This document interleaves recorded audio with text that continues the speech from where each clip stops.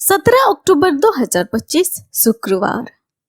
पहला पाठ रोमियो के नाम संत पौलुस का पत्र, अध्याय 4, पद संख्या 1 से 8। अब हम अपने कुलपति इब्राहिम के विषय में क्या कहें?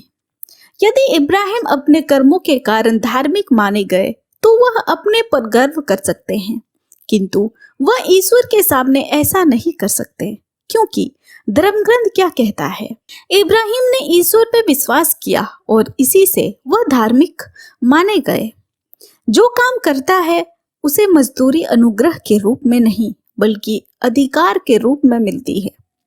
जो काम नहीं करता किंतु उसमें विश्वास करता है, जो अधर्मी को धार्मिक बना देता है, तो वह अपने विश्वास के कारण धार्मिक माना जाता है।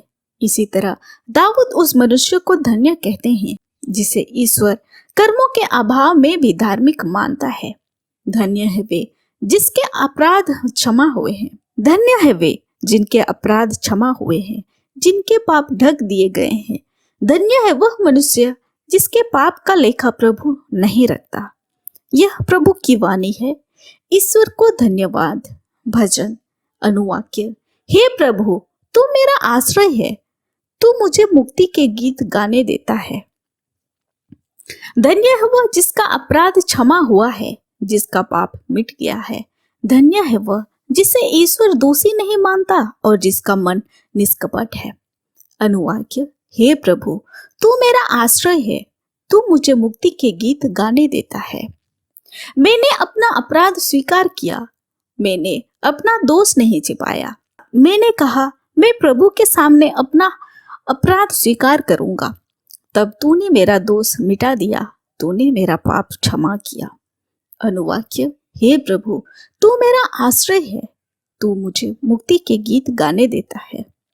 हे धर्मियों, प्रभु के आनंद मनाओ। हे प्रभु भक्तों, उल्लासित होकर आनंद के गीत गाओ। अनुवाक्य। हे प्रभु, तू मेरा आश्रय है, तू मुझे मुक्ति के गीत गाने देता है। जय घोष। हालेलुया। हे प्रभु, तेरा प्रेम हम पर बना रहे, तुझ पर ही हमारा भरोसा है। हालेलुया। संत लूकास के अनुसार आज का पवित्र सुसमाचार, अध्याय 12, पद संख्या 1 से 7। उस समय भीड़ इतनी बढ़ गई थी कि लोग एक दूसरे को कुचल रहे थे। यीशु मुख्य रूप से अपने शिष्यों से कहने लगे, फरीसियों को कपट रूपी खमीर से सावधान रहो। ऐसे कुछ भी गुप्त नहीं है जो प्रकाश में नहीं लाया जाएगा, और कुछ ऐसा भी नहीं छिपा हुआ है जो प्रकट नहीं किया जाएगा। तुमने जो कुछ अंधेरे में कहा है वह उजाले में सुना जाएगा, और तुमने जो कुछ एकांत में फुसफुसा कर कहा है वह पुकार पुकार कर दोहराया जाएगा। मैं अपने मित्रों से कहता हूँ, जो लोग शरीर को मार डालते हैं परंतु उसके बाद और कुछ नहीं कर सकते, उनसे नहीं डरो।